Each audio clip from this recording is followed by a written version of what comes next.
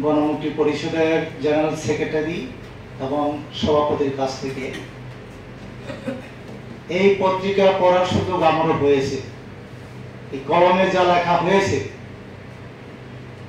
এখানে আমাদের ত্রিপুরা রাজ্যের সন্ত্রাসবাদের সৃষ্টি এবং এখন এটা যে জায়গাতে এখন আছে, এই বিষয়গুলি লেখার মধ্য দিয়ে এখানে গণমুক্তি পরিষদ দশরথ দেবের যে লড়াই আন্দোলনটাকে এটাকে একসাথে মিলিয়ে দিয়েছেন, এটাই তো ত্রুটি। এখানে আমার আগে দুইজন যারা আলোচনা করেছেন পরিষ্কারভাবেই বলেছেন, গণমুক্তি পরিষদের লড়াই আন্দোলন এটা গণতান্ত্রিক আন্দোলন। এখানে শুধু ট্রাইবেলের আন্দোলন না, এটা বীরেন দত্ত ছিল এই আন্দোলনে যুক্ত এবং অপরাজিত অংশের মানুষও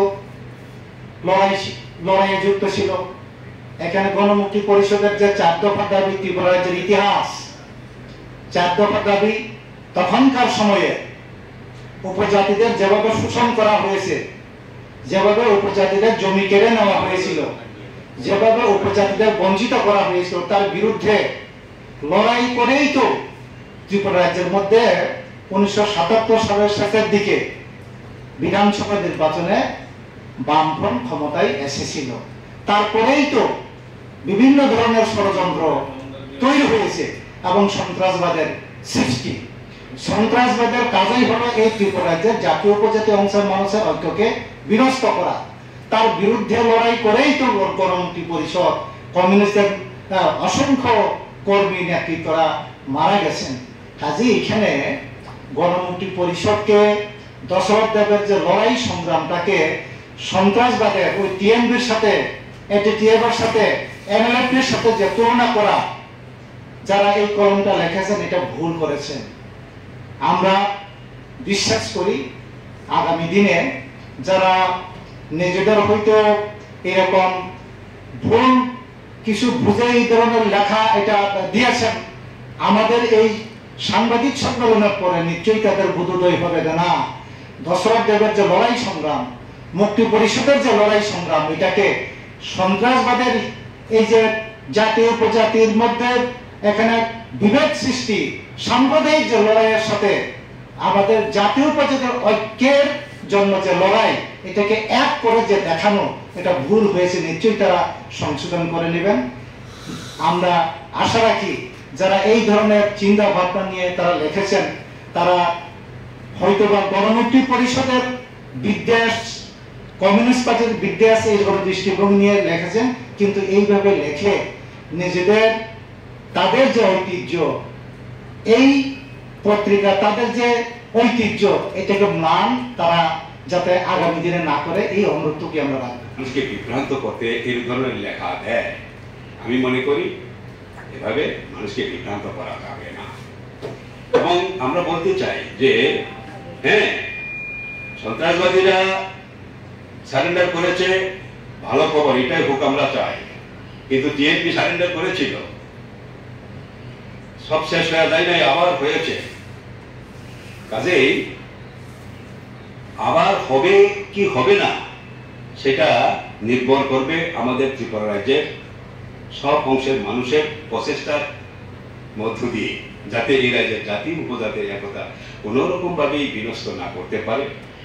যারা এখনো জাতি বিদ্বেষ হয় ট্রাইবেল এলাকায় অথবা নন ট্রাইবেল এলাকায়, বিভেদকামী শক্তি, আজও যারা ত্রিপুরা রাজ্যকে ভাগ করার জন্য ত্রিপুরাল্যান্ড দাবি করে, গ্রেটার ত্রিপুরাল্যান্ড দাবি করে, তাদের বিরুদ্ধে মতাদর্শগত লড়াই না করে, তাদের বক্তব্য যে ভুল এটাকে মানুষের সামনে তুলে না ধরে, এই যে বিভেদের বীজ একে নির্মূল না করে স্থায়ী শান্তি আনা যায় না। সেই কারণে গণমুক্তি পরিষদ সবসময় মানুষের মধ্যে এই যে ভুল ধারণা, বিদ্বেষের ধারণা, বিভেদকামী ধারণা, বিভেদকামী দাবি, এগুলোর বিরুদ্ধে লড়াই করে আছি, যাতে চিরতরে এ রাজ্যে এই যে অশান্তিকামী সন্ত্রাসবাদীরা নির্মূল হয়ে যায়, সেই চেষ্টাই আমরা করছি।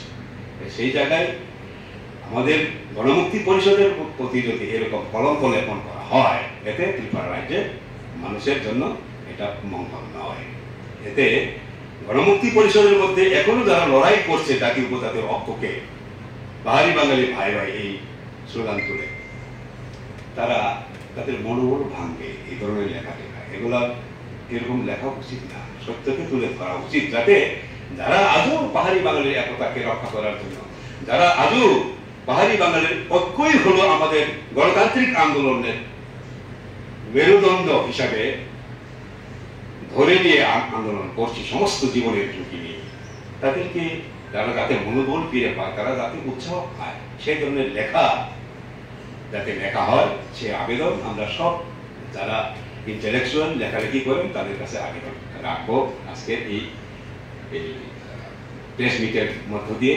এবং তার সঙ্গে আজকে যেটা আমাদের জেনারেল সেক্রেটারি বলেছেন যে আমাদের এই বিরোধী দল নেতার বাড়ির সামনে যেটা করা হলো, এটা করা ঠিক না, এটা গণতান্ত্রিক পদ্ধতি না। এভাবে বাসভবনে ঘেরাও করা, বিক্ষোভ প্রদর্শন করা, এগুলা করা উচিত নয়। আমরা মনে করি আমরা তার প্রতিবাদ করি, এই ধরনের নিন্দা জানাই। আরো শুনতে পেলাম, জানতে পারলাম আমরা আমাদের কংগ্রেস লিডার সম্মানীয় সুদীপ বর্মনের বাড়িতে নাকি এরকম করা হয়েছে, সেখানে করাও উচিত নয়। অন্তত যেসব বাড়িঘর গুলাকে আমরা এইরকম আন্দোলনের মধ্যে নাম দিয়ে দেওয়াই উচিত।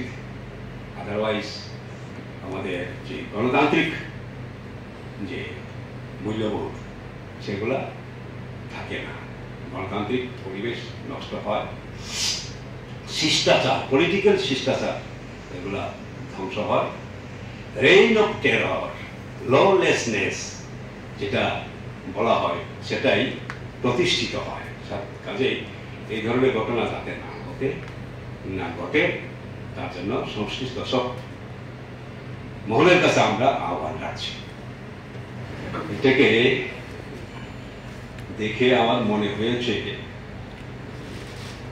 রাম আর রাবণকে সমান চোখে দেখা। রাম আর রাবণকে যদি কেউ সমান ভাবে দেখে এটা ঠিক না। যে যাই লঙ্কায় সে হয় রাবণ, এই ধরনের কথা অনেকে আবার বলে থাকে। হিটলার আর স্টালিনকে সমানভাবে দেখা, অথচ হিটলার স্টালিন না থাকলে হিটলারের ফ্যাসিবাদ তাকে প্রতিহত করা, পরাস্ত করা সম্ভব হতো কিনা সেটা আমাদের জানা থাকা দরকার। হিটলারের ফ্যাসিবাদকে পরাস্ত করার ক্ষেত্রে সবচেয়ে বেশি ভূমিকা স্টালিনের। এখন দুইজনকেই যদি সমানভাবে কেউ দেখে, এটা কোন রকম ভাবে যুক্তিসঙ্গত না, এটা মেনে নেওয়া যায় না। ত্রিপুরা রাজ্যে যত বিচ্ছিন্নতাবাদী, যত বিভেদকামী সাম্প্রদায়িক দল ট্রাইবেল এলাকায় গড়ে উঠেছিল, ট্রাইবেল বেশ, তাদের মধ্যে আপোষহীন লড়াই সংগ্রাম করার ইতিহাসই হলো গণমুক্তি পরিষদের ইতিহাস। আর দুর্ভাগ্য, সেখানে যারা সবচেয়ে বেশি লড়াই করেছে তাদেরকে যদি আজকে ওই এনএলএফটি টাইগার ফুডসের কিছু এই এক্সট্রিমিস্ট সারেন্ডার করেছে তার সঙ্গে মিলিয়ে এরকম ভাবে কেউ উপস্থিত করে, তা কোনো রকম ভাবে মেনে নেওয়া যায় না। উনি লিখতে পারেন, আমরাও প্রতিবাদ করতে পারি, প্রতিবাদ করতে চাই। এই ধরনের লেখাকে আমরা নিন্দা জানাতে চাই। এটিটিএফ এনএলএফটি স্বাভাবিক জীবনে ফিরে আসার জন্য দিল্লিতে চুক্তিতে সই করেছে। আমরা সব সময় চাই বিভ্রান্ত সন্ত্রাসবাদীরা স্বাভাবিক জীবনে ফিরে আসুক। এই রাজ্যকে ভাগ করা যায় না। এই রাজ্য জাতি উপজাতি উভয় অংশের মানুষ এখানে শত শত বছর ধরে আমরা বসবাস করছি, এটাকে আলাদা করা যায় না। এটাই হলো গণমুক্তি পরিষদের শুরু থেকে বক্তব্য। এবং জনশিক্ষা আন্দোলনের গর্ভ থেকে গণমুক্তি পরিষদের জন্ম। যখন গোলাঘাটিতে এরকম ভাবে পুলিশি নির্যাতন হয়, গুলিবর্ষণ হয় নির্বিচারে, সেখান থেকেই আত্মরক্ষার জন্য গণমুক্তি পরিষদের একটা শিক্ষার আন্দোলনটা পরবর্তী সময় রাজনৈতিক আন্দোলনে রূপান্তরিত হয়। এবং গোড়া থেকেই এই যে জনশিক্ষা আন্দোলন, যেটা এখানকার আমাদের ঐতিহ্যবাহী উমাকান্ত স্কুলের বোর্ডিং এর ছেলে মেয়েদের সঙ্গে তৎকালীন সময়ের শিক্ষিত যুবক সৌজন্য দেব, দশরথ দেব, হেমন্ত দেব মারা গড়ে তুলেছিলেন, তাদের প্রধান পরামর্শদাতাই ছিলেন বাঙালি কমরেড বীরেন দত্ত। এটা এই রাজ্যের সব মানুষ জানে। সুতরাং গণমুক্তি পরিষদ কখনো সাম্প্রদায়িক দৃষ্টিভঙ্গি নিয়ে আন্দোলন করে নাই এ রাজ্যে, এবং জাতীয় উপজাতির পাহাড়ি বাঙালির একতাকে রক্ষা করার জন্য এই রাজ্যে গণমুক্তি পরিষদের যে আত্মবলিদান, এটাকে এভাবে অসম্মান করা কোনো রকম ভাবেই ঠিক না। 1800 মতন আমাদের নেতা কর্মী সমর্থক সন্ত্রাসবাদী যারা জাতীয় উপজাতির অক্ষকে বিনষ্ট করতে চায়, তাদের বিরুদ্ধে লড়াই করে জীবন দিয়ে গেছে, তাদেরকে এভাবে অপমান করা, অসম্মান করা কোন রকম ভাবে আমরা মেনে নিতে পারি না। সেই কারণেই আমরা আপনাদের সাহায্য চাই, আমাদের প্রতিবাদের যে বক্তব্য এগুলো যাতে মানুষের কাছে আপনারা পৌঁছে দেন। আর আজকে এই আগে ছিল টিউজেস, সবচেয়ে বেশি গণমুক্তি পরিষদের বিরুদ্ধে লড়াই করেছে ট্রাইবেল এলাকায়, এবং তাদের লড়াই থেকেই বিচ্ছিন্নতাবাদী সন্ত্রাসবাদীরা সৃষ্টি হয়েছে। এটা আমরা সবসময় বলি, বাঙালি বিদ্বেষ, বিদেশি বিতাড়ন, এই যে বিদেশি বিতাড়ন, বাঙালিরা বিদেশি, ত্রিপুর সেনা গঠন করে এই আওয়াজটা তুলেছিলেন বিজয়রাঙ্কর শ্যামাচরণ ত্রিপুরারা। এটা তো মিথ্যা না, তার বিরুদ্ধে আমরা লড়াই করেছি। এবং আমাদের বিরুদ্ধে এই সন্ত্রাসবাদীদের এবং ইউজেসের প্রধান যে অভিযোগ, এটাই হলো ত্রিপুরায় নাকি গণমুক্তি পরিষদ বাঙালিদের নিমন্ত্রণ করে এনেছে, যেন রাজ আমলে এখানে বাঙালি ছিল না। 600 বছর আগে থেকে এই রাজ্যে যে রাজমালা রচিত হয়, সেটাও তো এই রত্নেশ্বর, শুক্রেশ্বর, বাঙালি পণ্ডিতরা, বানেশ্বর, তারা রচনা করেছিলেন 600 বছর আগে। তো এখন এখানে পাহাড়ি বাঙালির যে একত্র বসবাস, এটা গণমুক্তি পরিষদের জন্মের বহু বছর আগেই। তো কাজেই ট্রাইবেল গণমুক্তি পরিষদ বাঙালিদের এখানে জায়গা দিয়েছে, আমন্ত্রণ করে এনেছে, এই ধরনের অভিযোগ থেকেই গণমুক্তি পরিষদের নেতা কর্মীরা তাদের টার্গেট। আমরা দর্শকদেরকে কয়েকবার প্রাণী মেলে ধরার জন্য আক্রমণ করেছিল, এটা সকলের জানে। একবার তো গ্রেনেড ছুড়ে মেরেছিল কংগ্রেস দর্শকদের গাড়ির ভিতর, কিন্তু তারা ভুল করেছিল, গ্রেনেড মারার যে পিনটা খুলতে হয়, এটা খুলতে পারেনি, ফলে বিস্ফোরণ ঘটেনি, প্রাণের রক্ষা পেয়েছে। এইভাবে বাঙালিদের এই স্বার্থ রক্ষাকারী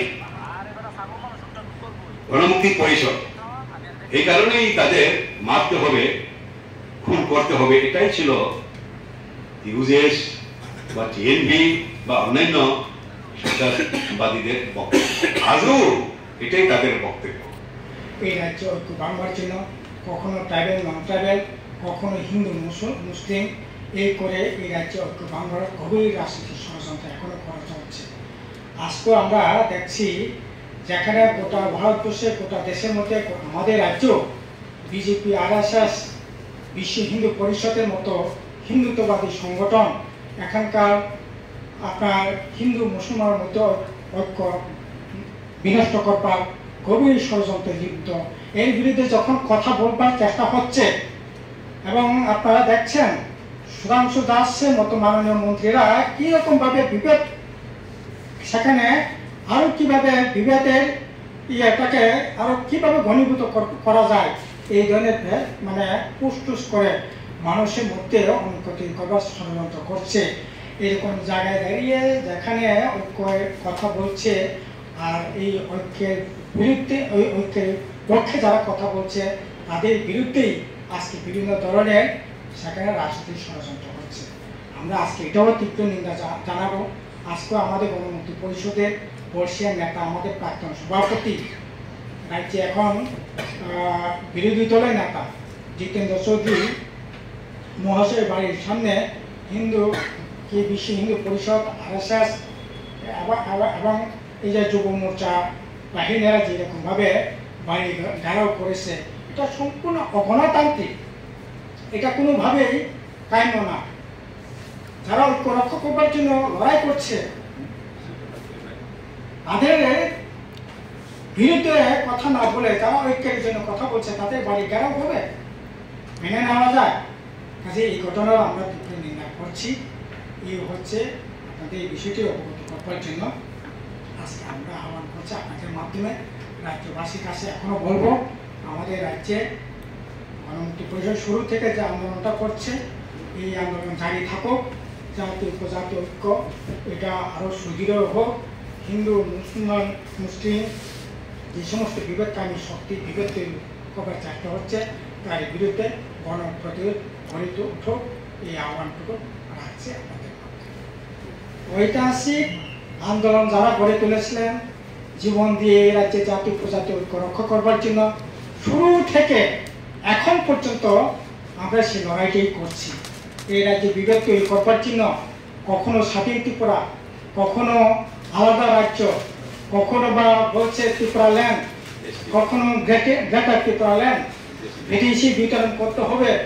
এই সমস্ত বিভেদকামী শক্তির বিরুদ্ধে, নীতির বিরুদ্ধে, স্লোগানের বিরুদ্ধে জীবন বাজি রেখে, জীবন দিয়ে ঐক্য রক্ষা করবার সংগ্রাম গণমুক্তি পরিষদ করেছে।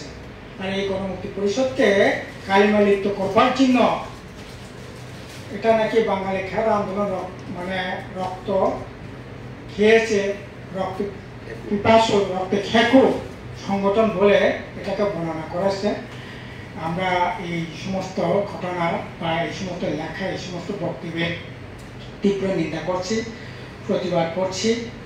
কোনো মতেই এটা এই রাজ্যে গণতান্ত্রিক, মানে সুভূত সম্পূর্ণ মানুষ এটা কোনোভাবেই সমর্থন করতে পারে না এই সমস্ত বক্তব্য। কাজেই আমরা এর সাথে সাথে যে কথাটা বলতে চাইছি, এটা হচ্ছে আজব প্রিয়ান ভাই, আপনাদের সকলকে আন্তরিক ধন্যবাদ জানাচ্ছি। আমরা জিএনপি কেন্দ্রীয় কমিটির তরফ থেকে আপনাদের আহ্বান করেছি বিশেষ একটা কারণে। এটা হচ্ছে গতকাল 5ই আগস্ট আমাদের রাজ্যের স্থানীয় একটা পত্রিকায় একটা সেখানে প্রতিবেদন উঠেছে, যেটা আমরা প্রতিবাদ না করে পারছি না। 49 বছরের ইতিহাসের অবসান, সংক্রাক থেকে এটিটিএফ এনএলএফটির জার্নি নামে একটা প্রতিবেদন স্থানীয় একটা পত্রিকায় বেরিয়েছে, বিশেষ করে সন্ধান পত্রিকায়। এবং এখানে যেটা উল্লেখ করা হয়েছে যে জনশিক্ষা গণমুক্তি পরিষদ নাকি বাঙালি খেদা আন্দোলন, অনেক রক্ত জড়িয়েছে, বাঙালি খেদা আন্দোলন করে রাজ্যের সম্প্রীতি নষ্ট করেছে। এই সমস্ত কাল্পনিক কথাবার্তা বলে আসলে সাধারণ মানুষকে বিভ্রান্ত করবার জন্যই উদ্দেশ্য প্রণোদিতভাবেই যে প্রতিবেদনটা করেছেন বা লিখেছেন, এটা সম্পূর্ণভাবে উদ্দেশ্য প্রণোদিতভাবেই এটা প্রতিবেদনটা লেখা হয়েছে বলে আমরা মনে করি। আসলে জনশিক্ষা সমিতির থেকে গণমুক্তি পরিষদ যে গঠন, তার যে গৌরবাঞ্জল যে ইতিহাস, এটা হয়তো বা জেনে থাকতে পারেন, কিন্তু এই গৌরবোজ্জ্বল ইতিহাসকে সেখানে কালিমুক্ত করার জন্যই এই ধরনের লেখা।